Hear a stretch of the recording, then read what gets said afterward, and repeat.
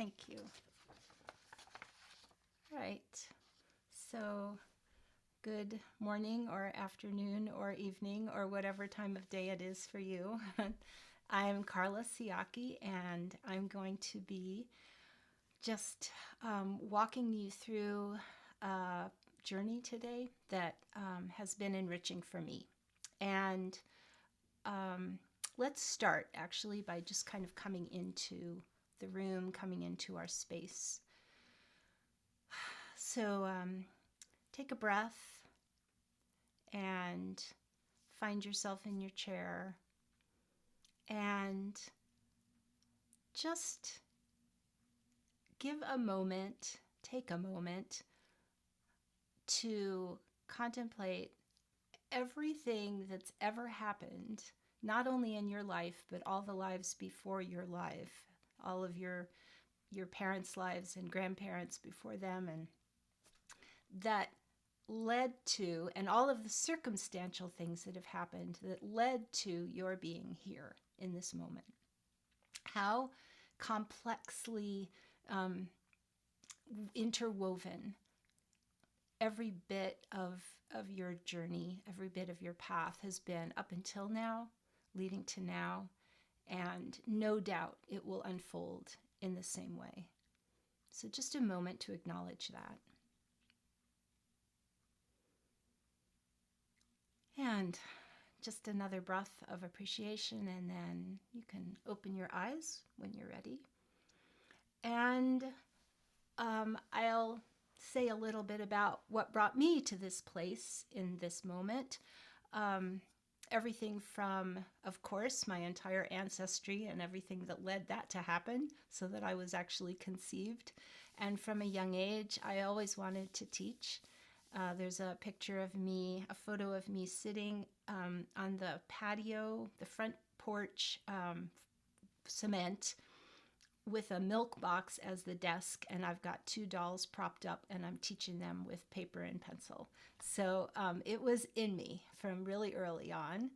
Of course, some of you know that I've had a career in music, and then there's this sort of serendipitous dot to dot of the teaching moments and the ups and downs of my own life that led me to want to share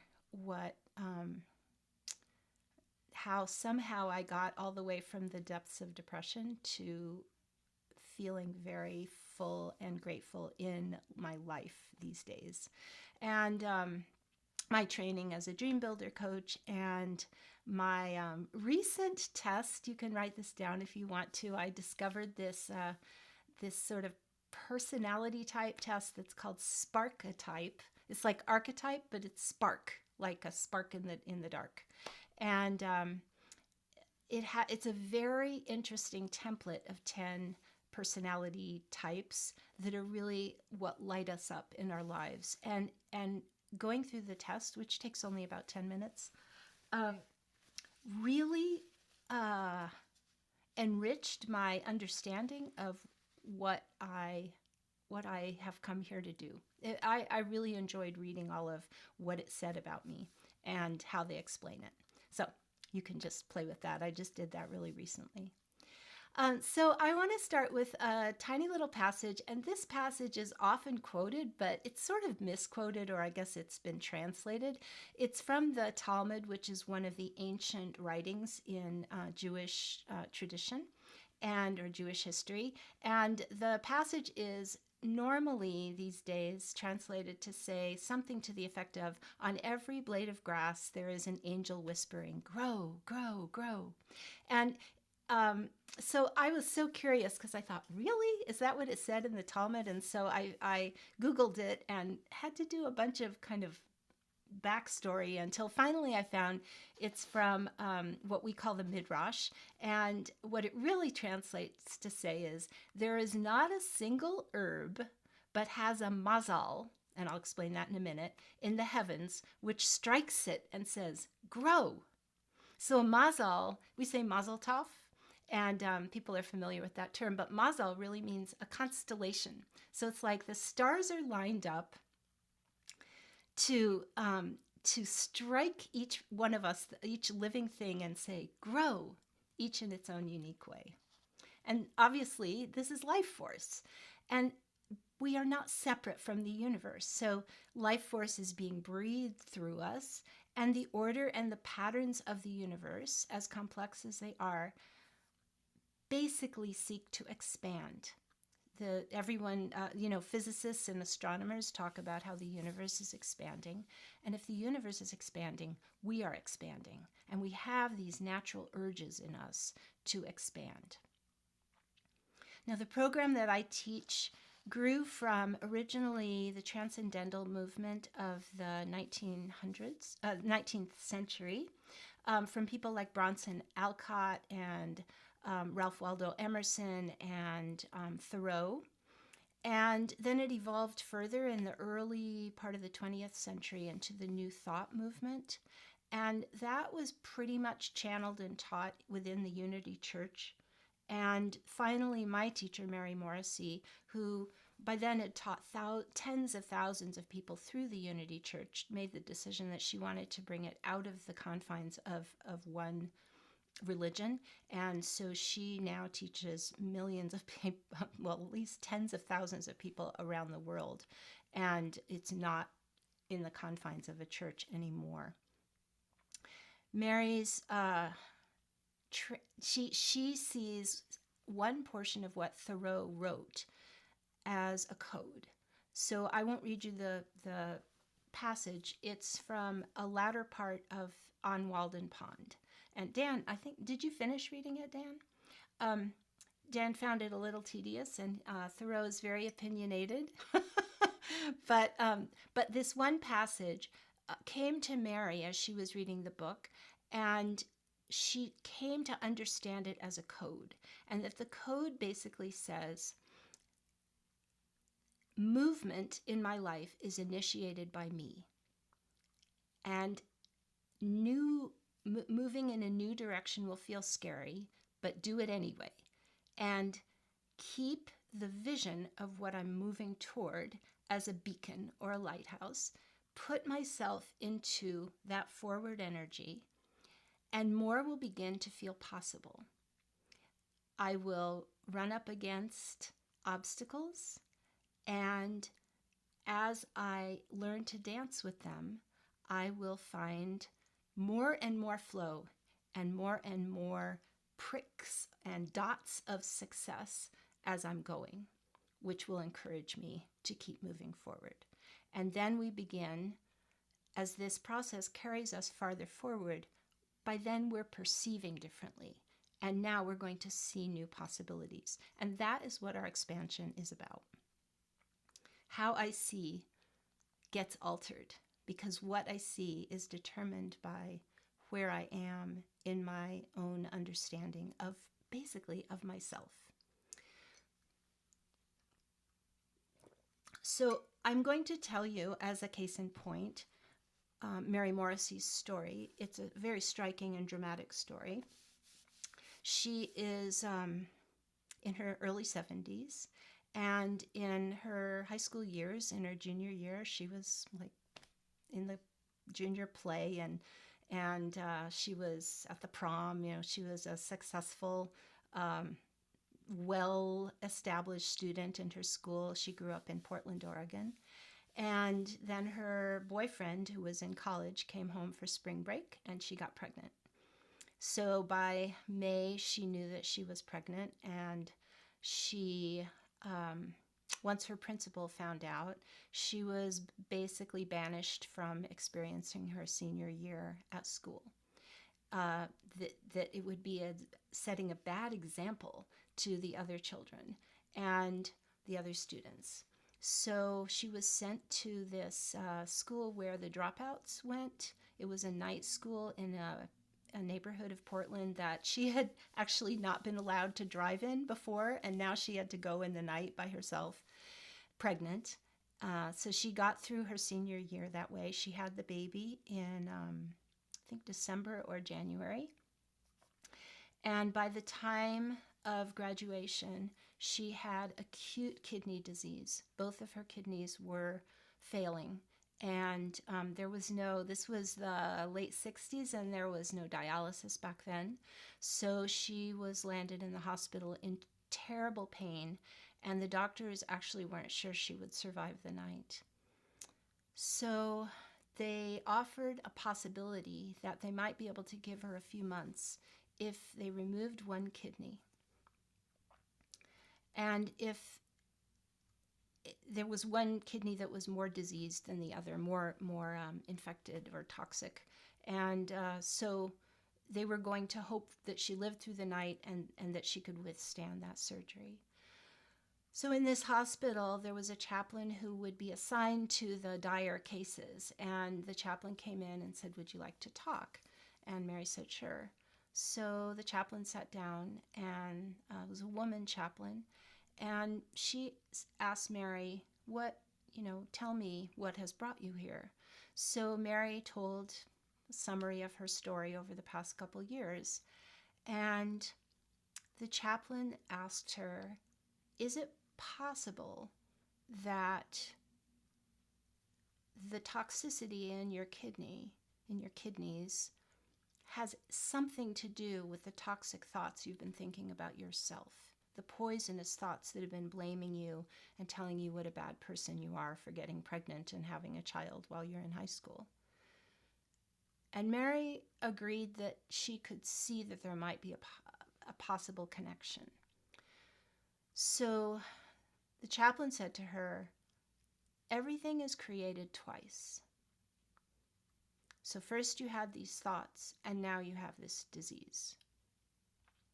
So is it possible that you could create a different direction with your thoughts?" And Mary didn't think this was possible.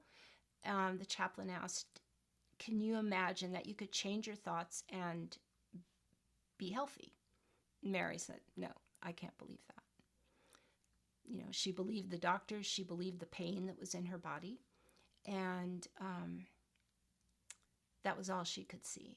So the chaplain said, "How about, could you imagine that we could move the toxicity from the healthier of the two kidneys all into the unhealthy kidney? And that when they do the surgery tomorrow, the unhealthy kidney can remove all the toxicity out of your body, and then you could recover." And Mary didn't really think that was possible, but she could see that the chaplain seemed to believe it. So the chaplain said, "Can you believe it?" "No." "Can you believe in my belief that that could happen?" And Mary was willing to give that. So the chaplain instructed her to create 3 images, and she gave Mary these three scenarios. She said, whenever you'll get through the surgery, you'll wake up, there will be times you're in pain, times you're very weak, times you're discouraged, but whenever those times come, bring these images to your mind, and as much as you can, live in them. So the first image is, Mary wanted to raise her son. She wanted, and by this time, she and the boyfriend had gotten married, and they had planned to raise their son together. So, and she wanted to be a teacher. So the chaplain said, "Here's the first scenario. Imagine that it's the first day of your son's kindergarten, and you are walking up the steps to the school, and you hear the click of your heels on the steps, and you feel his hand in your hand, and you look down at his face, and he's all excited, and you take him to his kindergarten room, and you kiss his cheek, and you say goodbye, and you wish him a wonderful first day of kindergarten, and then you go down the hall, and you feel your heels click, click, click, and you smell the smell of the first day of school at the elementary school, and you go into your own classroom where you're teaching your first class." The second scenario, you're sitting in a stadium with your husband, and down on the platform is graduation, and you watch your son climb the steps when his name is called, and he gets his diploma, and then he turns and waves at you and your husband, and then he walks off the platform. And third scenario, you are sitting in a church in the front pew, and your son is at the front, in front of the altar, and the bride is walking down the aisle, and your son is getting married, and you are at the wedding. So, obviously, since these decades later, I heard this story from Mary, all of this came to pass. She did survive the surgery. The doctors couldn't explain it. Her second kidney is fully healthy, and she became a teacher, and then she studied as a therapist, psychologist, and then went more and more into the pastoral setting and became ordained, and then began to teach what she was learning from these spiritual teachers in the New Thought movement. So everything is created twice. First with a thought.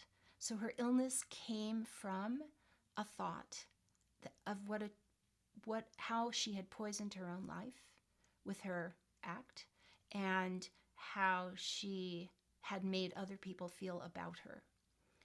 And then her recovery also began with a thought, and then created a new pattern for her living. So in our lives, every decision that we make leads us with a thought first, and then takes us through the journey. And if we are willing to leave our comfort zone or what's familiar to us, then we begin to depart the old ways and move more and more toward a new horizon. We might not even know how far that horizon lies. You can't really see how far it is all the way to the horizon.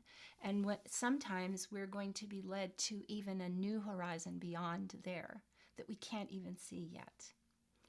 So I'll tell you a little bit of my own story, and I'll bring a song into it. I didn't know any of these principles, of course. I'd never heard of this dream building program, and I'm not sure Mary had invented the program itself yet, but I have, without really identifying it until much more recently, lived a life of transformation. I've been able to embrace the hard parts as curricula in my life. And so I'll just tell you the story, sort of one thread of my story, which is when I was in a deep depression. Started when I was 35, and I was 36, and into when I was 37, and I was doing all the things you do. I was seeing a therapist, and I was talking to my close friends, and I was being cared for a great deal by people around me. But there was this kind of withdrawing that I was doing in my life. Everything looked sort of flat and gray, and I didn't have a lot of life force in me. I was having health problems at the same time. And the health problems and the depression just kind of snowballed with each other. So yeah, they were in harmony with each other, and they were doing a great dance together. And at the same time, now here I was, 36, 37, and Dan and I had talked about having kids. And back then we called it the biological clock was ticking. So one day, Dan turned to me and said, I can't see us becoming parents if you're going to be feeling like this. And something in me kind of went ping. And here was the thing I can identify now, that back then, I just did not know how to recover for myself. I didn't think enough of myself. There wasn't enough worthiness in there for it to be worth it to do the recovering. But now I had a new incentive, because if I wanted to become a mom and my biological clock was ticking, now there was much more motivation for me to take all the positives as I went and kind of see it differently. It changed how I saw this path of recovery. So I'm going to sing to you first a song that I wrote when I was in the real thick of the depressed portion, called the Undertow.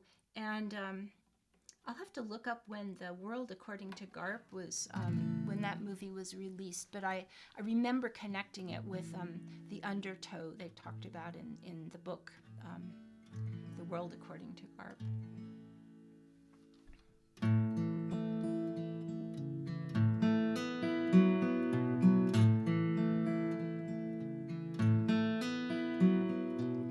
I never meant to feel this way, but I do.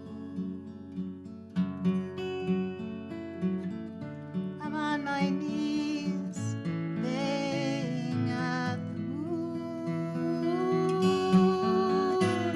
This sadness rocks me like the tide to the undertow.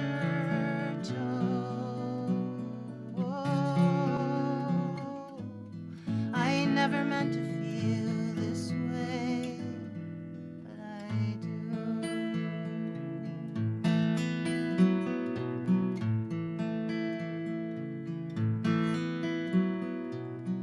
You try to soothe me with your hands and your words and your eyes. My friends are patient, understanding, and kind, but I bow and I bend in the undertow.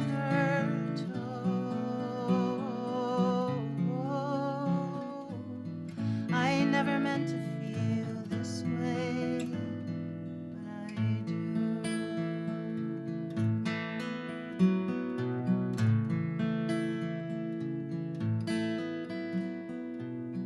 The autumn yields to winter's call with a sigh.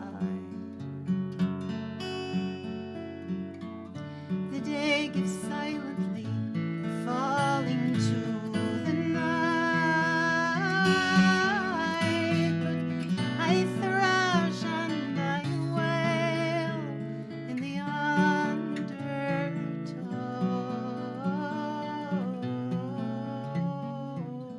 I never meant to feel this way, but I do.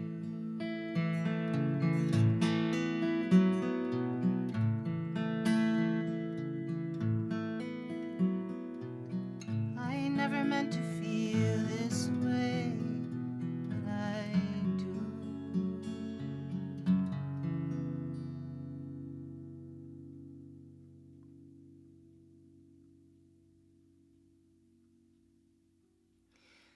So, thank you.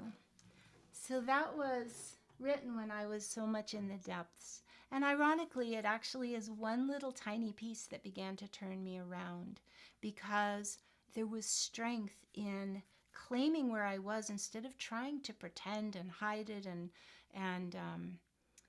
it made it tangible, and it flowed. Something flowed through me to make that song, which is energy moving instead of energy stuck. So once Dan said that comment and things shifted for me, I began to move in a more peaceful direction. I started feeling a little better. I started feeling more hopeful. There was now this goal lying out ahead of us, and a vision of, wow, maybe we're really going to raise a family. And so it brought me up. I was doing it for something, for being able to be a mom, before I could do it for myself. And eventually then I got pregnant. I had a miscarriage almost 3 months into that first pregnancy, which was devastating. And there's another song in that one, though I won't sing it now. And a few really dark and terrible months after that. And then, bang, I was pregnant. And 9 months later, Chloe was born. She's now 30 and has a wonderful and rich life. And obviously, a whole lot other has happened. So, not to say that everybody who decides to pull out of depression to try to get pregnant is going to end up successfully raising a family. But for me, it was that a thought began to change how I was thinking, which began to change how my energy was flowing and what I noticed, what I perceived, and how I acted in response. So in this program that I'm teaching, there are 10 principles, and today I'm just going to give you the first 3. First, we're going to do a little kind of exploratory game, and I'm really sorry for the size of this, but I just cannot make it any bigger and get everything that's on it in the on the board. So on the screen. So I'm sorry for how tiny it is. But here you have participants can now see your application. So you have this page with numbers. And again, every time I tried to blow this up 1 notch, some of the numbers went off the page. So this is what we've got. So I'm going to give you 30 seconds. Actually, let's do, 30 seconds. And during these 30 seconds, I want you to find number 1, and then find number 2, and then find number 3, and just see how far you get in 30 seconds. So go.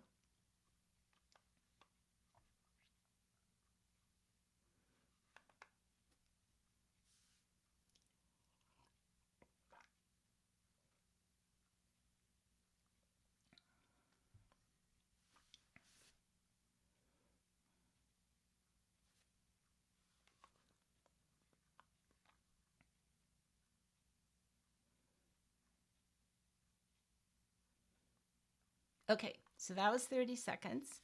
So write down the number that you reached just so you'll remember. And it's a lot of numbers on that page. But now what I'm going to do is give you a code. I'm going to give you a pattern to follow. And now we'll see what happens. So imagine that you drew, you remember in beginning geometry, we had the vertical axis and the horizontal axis. So just divide the page up that way. And now look, in the upper left, you see 1. In the upper right, you see 2. You're going clockwise down, go down to the lower right, and there's 3. And now go across to the lower left, and you see 4. So you just keep moving in a clockwise direction, and your numbers are going to appear quadrant by quadrant. So now I'll give you 30 seconds again and see where you get to. So go.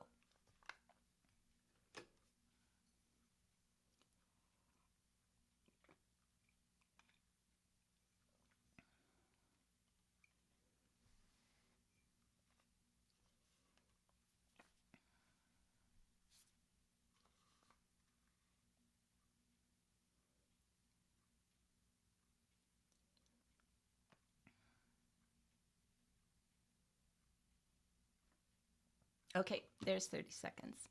So here, I'm going to stop the share. All right. So I think there may be somebody who's done, or more than one person who's done this before. But if you haven't done it before, how many of you had better results the second time? So as soon as you see that there's a pattern, then your eye knows where to go. So it gave you a structure with which to work. And I love this game because it's just evidence for us in a playful way that if we know where to look, we're much more apt to find it. So I hope you enjoyed that. So many people believe that the circumstances in our lives cause our feelings, and it's super easy. It is so seductive to think that this thing happens, that we feel like it's a bad thing, and then that determines how we feel. So now I'm going to construct a different setup. I'm going to suggest that first of all, it's our thoughts that cause our feelings. So close your eyes for a minute and think about something you're very worried about. And, it keeps you up at night. It's something where you feel kind of powerless or frustrated. And just feel that feeling.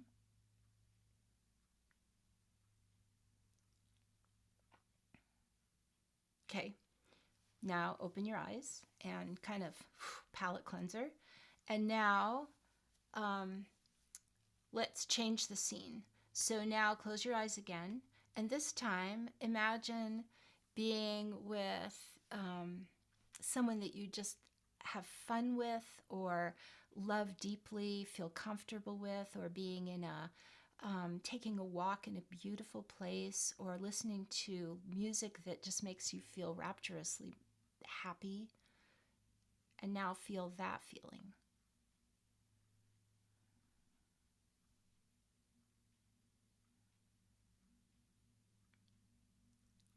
Okay, and then open your eyes. So now you just changed how you felt by what you were thinking. You remembered or thought up something, and that gave you a certain feeling, and then you thought of something else and it gave you a different feeling. It's our minds that basically clue us into how to feel. Now, from our feelings come our actions. So that may seem counterintuitive, but let's try this. Just for a moment, feel kind of the demeanor and the posture of being worried or depressed. And feel what happens in your body. You know, you probably cave in a little bit in the front, and maybe your breathing constricts. You feel diminished. Your head might hang down a little more. And now take on the posture of someone, of how you feel when you feel proud of yourself or triumphant or something wonderful is happening. And now feel that posture. It's more upright. There's a brighter, lighter feeling on the top of possibly the top of your head or the upper part of your body. Your breathing is probably fuller. And there's, if I were to look into your eyes and compare scene A to scene B, there's probably more light and life in your eyes. So what actions are you likely to take from this pulled in, worried, constricted, depressed posture? And what actions are you likely to take if you're in a more light and triumphant, proud, grateful stance? Obviously, the choices that will occur to us are really a different set. Or we may think of the same choices, but feel overwhelmed at the prospect of even beginning when we're in a worried or depressed or constricted state. And it may feel very possible when we feel proud or exuberant. Now, it's from our actions that we get results. Because if we do nothing, probably very little is going to change. And our results are, at least to some degree, the evidence of what direction our energy flowed. So if we sort of reverse that equation, what we're saying is that to get different results, we might have to reconsider how our thought process begins and proceeds. And that is about where we put our focus. So now we're going to do just another little game with our focus. So look around the room. I'm not in the room with you, but look around the room and pick kind of one color that there seem to be more objects of that color. Like for me in this room, there's more green than another color. So now I'm going to give you 10 seconds. And in that 10 seconds, just count how many of your color things you see. Go.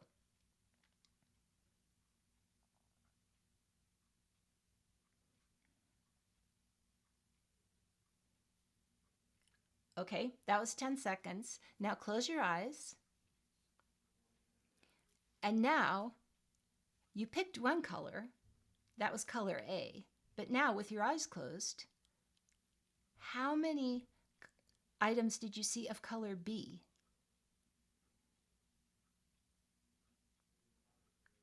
So this is a hard thing to do. You were looking for color A. And now I ask you, how many did you count of color B? So now take 10 seconds and look around the room and count how many items of color B you see. Okay, go.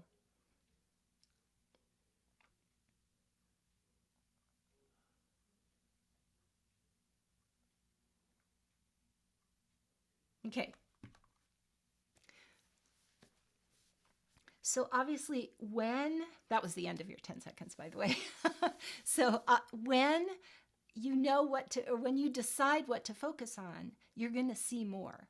And when you are focusing on something else, you're going to see less. So if I am accustomed to putting my focus on what worries me, I am more likely to see what worries me.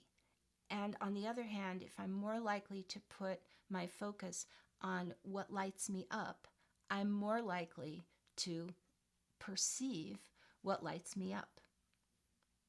So in order to think new thoughts, we have to change what we focus on. And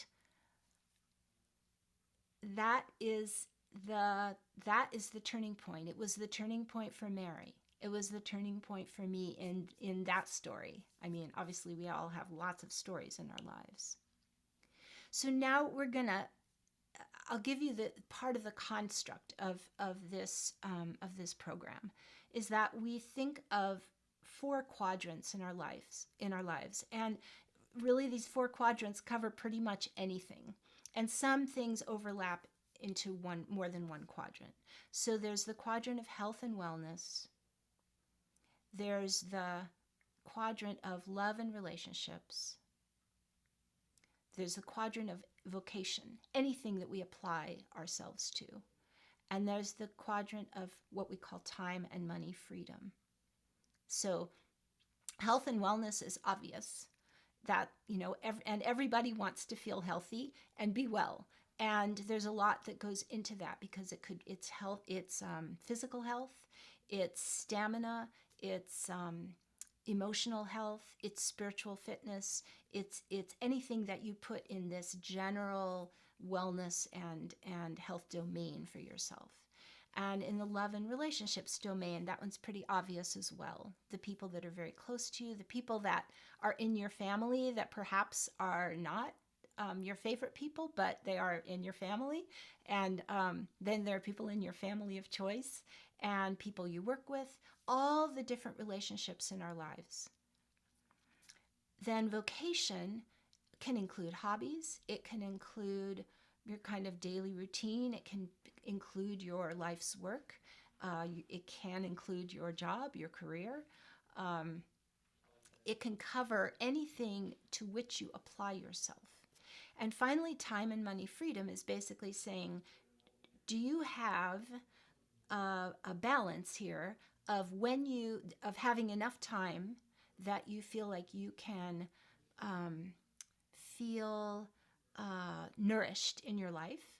And then do you have enough money to spend on that time, on whatever you do or need or want for that time? And how is the balance of those? Or do you feel like there's some lack in that area? And we begin by looking, by noticing what am I longing for that I want more of or don't have much of in my life, and what am I not content with? Where is my discontent? What are the things that if I could just decide right in this moment, I would say, I don't want any more of that. And those are actually the leading cues to do principle number 1. And the principle number 1 is designing our dream. Instead of living by a life of default that just is repeating what kind of was already unfolding, if there's discontent or if there's a longing in me, then can I design my life, a picture of my life, so that I am creating what I want in my life? And then I'm going to focus in that direction. So we ask ourselves the question, what would I love? Now, we don't ask ourselves the question, how am I going to do that? That's the question we just completely put aside in this part of the visioning process. We just come up with What would I love? So I'm going to give you 2 minutes, and on your paper, so start by picking your quadrant. Health and wellness, maybe that's the top one for you. Or love and relationships, maybe top. Or your vocation. I'm going to retire. What am I going to do? Or I want a new job. What do I want to do? Time and money freedom. Is it that I want more time to travel? Is it that I want to earn more money to have the money to travel when I have the time? Is it that there's not a good balance? Is it that there's not enough flow? So pick one of those 4. And now with your pen or pencil, I'll give you 2 minutes and write on your paper as if it's in the present tense. I am in this garden. I am on this vacation, and it's a dream. So just dream it and make it a picture for yourself. Live in it and write. All right, you're at 2 minutes. Begin now.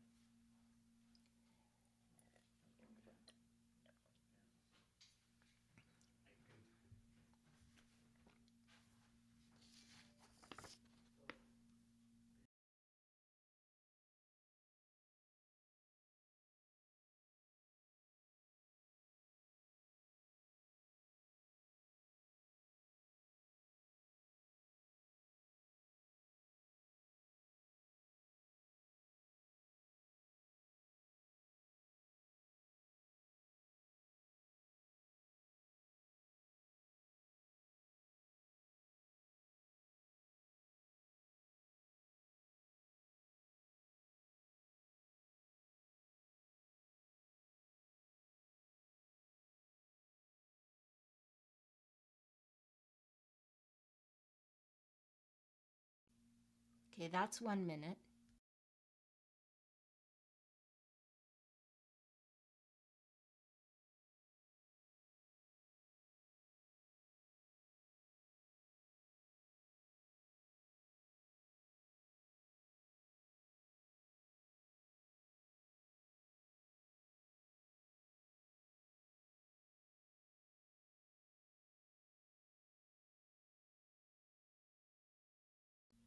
Thirty more seconds.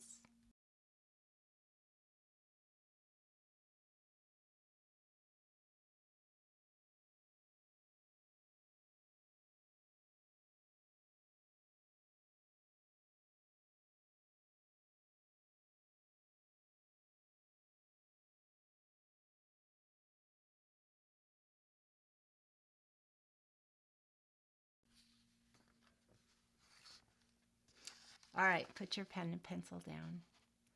So obviously 2 minutes isn't really enough to concoct everything that you might want to write down about, but it's a start. And just take in how it feels to really imagine yourself in this place. So the second principle is deciding. Mary calls it deciding for our dream. It's making the decision sort of on the order of when you're paying for something, you charge it or you write a check, you have to sign it. Well, we don't have to sign all the charges anymore. So that's a poor metaphor. But if you write a check, you have to sign the check. You're not spending the money until you sign it. Another analogy is just to think about athletes who, they're going for the end zone or they're doing the long jump and they don't hold back. An athlete, a musician, an actor, we can't hold back. This is what we've trained for, is to put our all into it, and so it's got this life force impulse behind it. So now I want to just tell you a few more details about my story. And obviously the end result so far is that I have a 30-year-old daughter and another kid after that. But I also want to add that there were so many gifts of the depression and the miscarriage. So here are a few examples. As I had to have a procedure done after the miscarriage. So I had to be put under general anesthesia, and to just as I was going under, I heard the surgeon say, I miscarried my first my first pregnancy. And then somebody around the table said, I did too. And then somebody else said, me too. And that's the last thing I remembered until I woke up. So I woke up into a fellowship of women that I hadn't known existed. I hadn't known what it felt like, and I had friends that miscarried, but I didn't know what they felt like. Now I was like not that I would have willingly signed up for this club, but I now was a part of something that deepened my compassion and a sense of understanding the depth of what loss is, the depth of what life is in contrast. Also, as a result, I gained a mom, because my own mother was difficult for her to give in an emotional way. But Dan's mother, my husband's mother, had a miscarriage between his older sister and Dan. Danny, she called him Danny. And so I had never gotten along with her very well. I was very uncomfortable with her. But after my miscarriage, she had me sit with her, and she held my hand. She put her arm around me. She let me cry. She said to me, I wouldn't have had Danny if I hadn't had my miscarriage. And that kind of love, I had never experienced a mother's love like that before. So I gained a mother. And I don't know what our relationship would have done if I hadn't had this thing that brought us together, this tremendous loss. And also, I wrote a song about it. And the song is called A Long Time to Come, or For a Long Time to Come. Can't even quite remember the name of my own song. But once I'd had Chloe, I felt ready to start performing it. And once I started performing it, women lined up to tell me their miscarriage stories at concerts. So my story ended up reaching people. I gave that CD to a friend of mine when she miscarried for the second or third time. And she said she created a ritual with another friend who had a loss, and they actually went out into a garden and did this ritual using my song. So many riches. Plus, I learned what the grieving process is, so that now I can be there for other people when they're going through it. And when my own father died, and then when my mother died, I was able to understand the grieving process. I wasn't surprised by it. There were so many treasures that came from that loss, but then also I'm the kind of person, that drive is in me. I've been trained since before birth to take those things and turn them into the treasures. So the biggest lesson was I learned what I am capable of. I am capable of finding that inner strength. I'm capable of taking a pretty dark time and finding the light from within it. So the third principle is about befriending our fear or any form of resistance. It's like the class that I teach, which I first called Harnessing the Power of Your Inner Dragon. And I am changing the name to Kiss Your Dragon, which I just like the picture of kissing the dragon. And this is the same thing, befriending my fear. So fear is inevitable. That voice rises up. It says, when I first started performing, the voice rose up. Well, who do you think you are? What do you think you're doing? Who's going to come hear you? It's that voice. You sit down to start writing a book. Who would care what you have to share? That voice, we all have it. Or the voice of, you better not, that's going to cost too much money. That's going to take too much time. That's not a reasonable thing to do. It scares us. It pulls us back. And what's it doing? Basically, all of those come from this ego part of ourselves that is trying to protect us from the danger of a risk going bad. We could call it going bad. But when we learn how to not see it as bad, and that is a shift, and it takes work, and it feels bad when it comes up. It feels bad. You don't want fear. You don't want those forms of resistance. They don't feel good. You want to run away from them. But when we learn how to dance with them and how to use that, how to harness that energy, then now we've got more going in our favor and we're less scared the next time. Maybe. And of course, people are scared of failure. I mean, they say that it turns out we're more scared of success. And maybe both are true. But in a sense, there's no such thing as failure. There are a lot of failures that we have in our lives, like something not rising when we baked it. And it may feel somewhat big at the time, but in the scope of our whole lives, that cake that didn't rise doesn't feel like a big deal. And in the greater perspective, any of our failures, we can learn from them, or we can find that we have resilience, and that is a learning as well. So that's part of what we practice. And also, it really helps to to think of it as exercising what one of my teachers called our get up muscle, our get back up muscle. And, we're going to fall. So better be able to get back up if the dream matters. And I read somewhere that fear of failing and fear are the prerequisites for mastery. Failing. I mean, how many times have I gone for a shift on violin and missed the note? And I failed, but I have to keep practicing and honing my practicing to get myself better at it. That mastery comes from going back at it and going back at it again. The Beatles, I love these things. I could go on and on now. I have probably 8 to 10, but I'll read 3 of them. Beatles, 30 record companies rejected them before they got accepted. 30. They were nuts, obviously. J.K. Rowling was rejected by 12 publishing houses. Jack Canfield, who wrote Chicken Soup for the Soul, was rejected by 144 publishing companies. Who would keep going after the first 20, right? But he went for the 145th, and it happened. And think of how wildly successful that book has been, that series.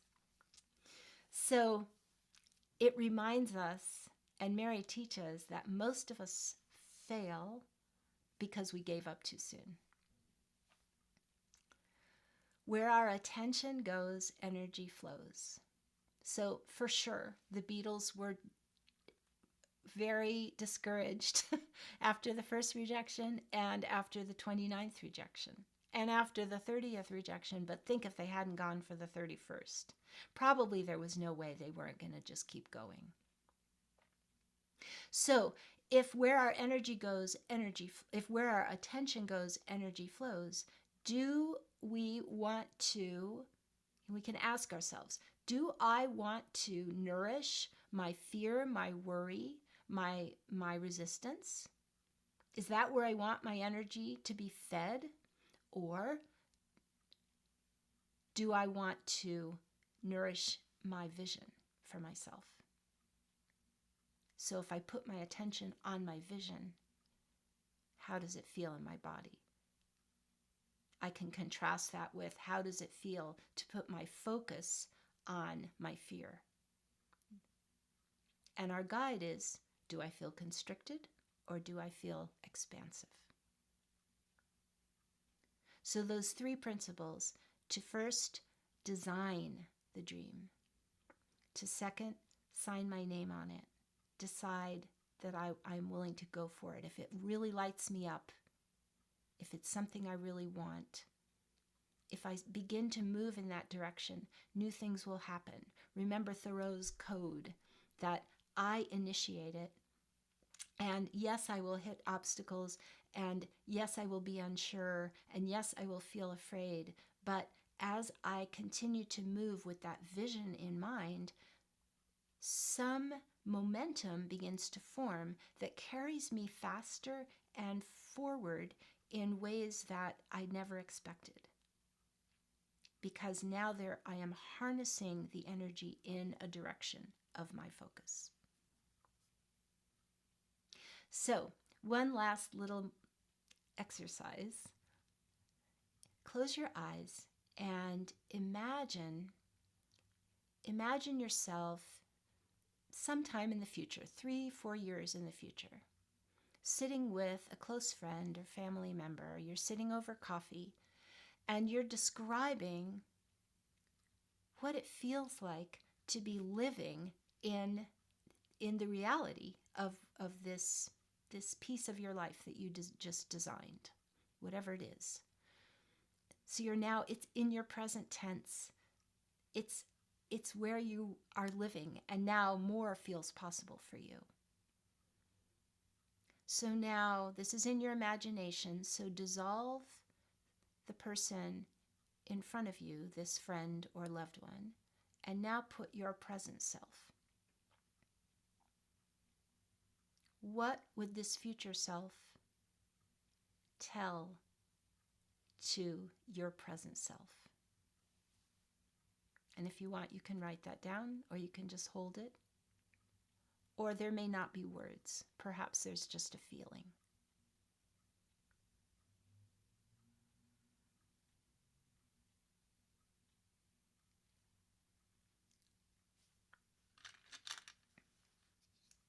So, I'm going to sing you one more song.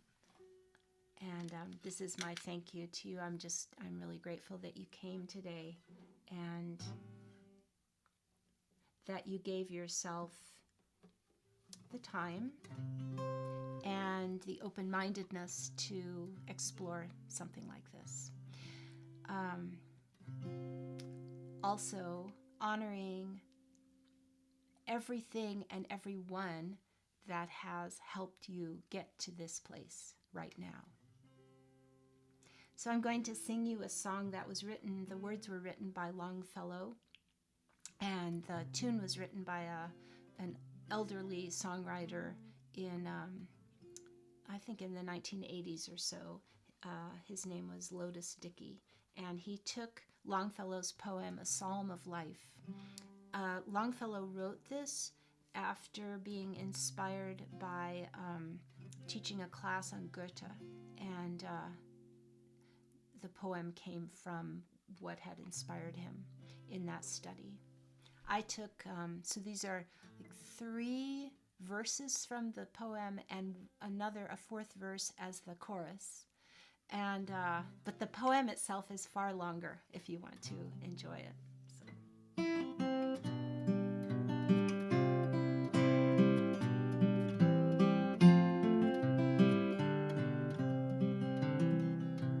Tell me not in mournful numbers, life is but an empty dream. For the soul is dead that slumbers, and things are not what they seem. Life is real, life is earnest, and the grave is not its goal. Dust thou art